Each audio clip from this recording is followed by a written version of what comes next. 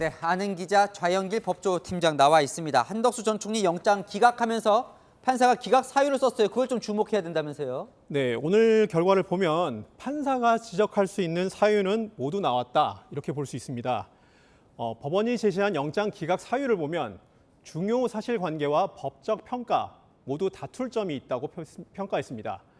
증거인멸이나 도주 우려도 가능성이 낮다고 봤습니다. 이 영장 기각을 결정하는 것도 예상보다 훨씬 좀 빨리 됐다. 이것도 좀 주목할 필요가 있다고요. 네, 구속 심사 자체는 길었지만 정작 판사가 고민하는 시간은 짧았다 이렇게 볼 수 있습니다. 어제 오후 1시 30분에 시작한 영장 심사는 4시 55분쯤 끝났습니다. 3시간 반 정도 아주 긴 시간 신문을 한 건데요. 영장 기각 결정이 나온 건 밤 9시 50분쯤이었습니다. 보통 정치적으로 민감한 사건은 자정을 넘겨서 다음 날 새벽에 결과가 나오는 경우가 많습니다. 하지만 어제는 밤 10시도 되기 전에 결과가 나왔습니다. 판사가 자신감 있게 결과를 내놓은 게 아니냐 이런 해석이 나옵니다.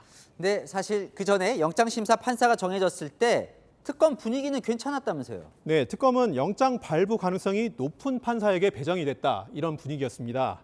서울중앙지법 정재욱 영장전담 부장판사인데요.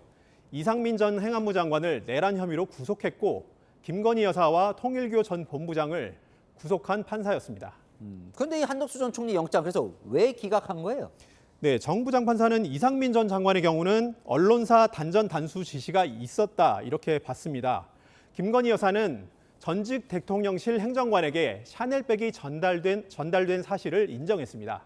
반면 한 전 총리는 특검이 제시한 증거들만으로는 비상계엄에 동조했다고 평가하기가 모호하다 이렇게 판단한 걸로 보입니다. 어떻게 봐야 되는 거예요? 특검이 좀 무리하게 영장을 청구했다 이렇게 봐도 되는 겁니까? 네, 실제 법조계에서는 그런 평가도 나오고 있습니다.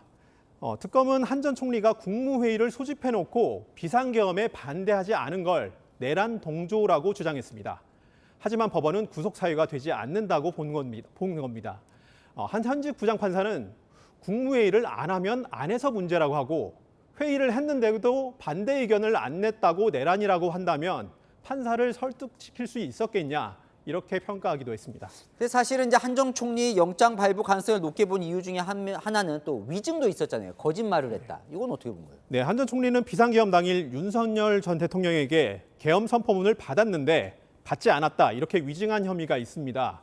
사후에 계엄 문건을 만들었다가 폐기를 지시한 혐의도 받는데요. 위증이나 허위 공문서 작성만 영장 청구서에 넣었다면 발부 가능성이 높았을 텐데 내란 방조를 주요 혐의로 내세웠다가 오히려 패착이었다 이런 분석도 나오고 있습니다. 그럴 수도 있는 거군요. 자, 그럼 이번 영장 기각이 앞으로 특검 수사에 좀 차질이 빚어지는데도 영향을 줍니까? 네, 국무회의에서 비상계엄을 반대하지 않으면 내란 동조다 이런 특검 논리가 이번에 막혔다고 볼 수 있습니다. 또 다른 국무회의 참석자죠. 박성재 전 법무부 장관을 구속하려면 특검이 새로운 논리를 만들어야 되는 상황이 된 겁니다. 자, 그럼 이거는요. 국민의힘 상대로 비상계엄 해제를 제대로 안 했다, 방해했다 이런 의혹도 수사 중인데 이것도 영향이 좀 있을 수 있나요? 네, 특검의 논리 구조가 두 가지 사안이 비슷하기 때문에 영향이 있을 것 같습니다. 계엄에 반대하면 내란 동조라는 논리가 이번에 막히면서 국민의힘 의원들이 계엄 해제 표결에 참석하지 않은 게 죄가 된다는 논리도 법원에서 통하기가 쉽지 않을 거라는 관측이 나오고 있습니다. 네, 잘 들었습니다. 아는 기자 좌영길 차장이었습니다.